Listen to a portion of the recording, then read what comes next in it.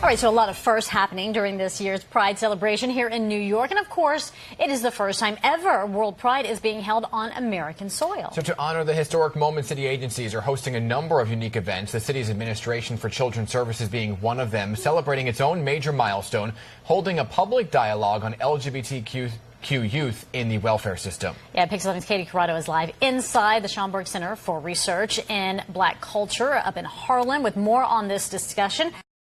Katie.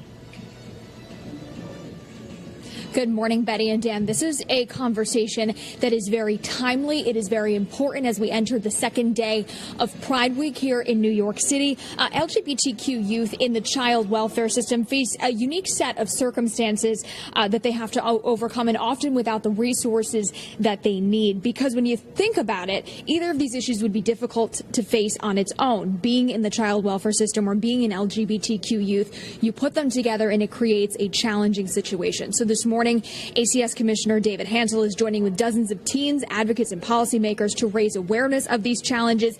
And if we break them down, they're kind of threefold. The first is financial. They often can't get work or have difficulty finding employment. They don't have as much guidance and mentorship because their circumstances are often so different. And the last piece is acceptance, true acceptance of who they are. I find that in society that we have tolerated LGBTQ people, and I feel like we need to get away from tolerance and actually get towards acceptance.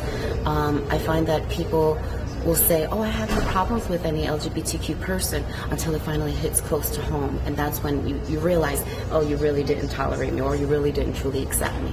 So I feel like nowadays, more than ever before, we need to get from tolerance to acceptance. And this conversation is about to get underway in just a few minutes. Really, the goal of all this is to break down some barriers and just make sure that all New Yorkers are accepted and have an opportunity to succeed. Reporting live in Harlem, I'm Katie Corrado, PIX 11 News. All right, Katie, thank you. So the Barclays Center in Brooklyn will be front and center tonight. Here's why it's making history.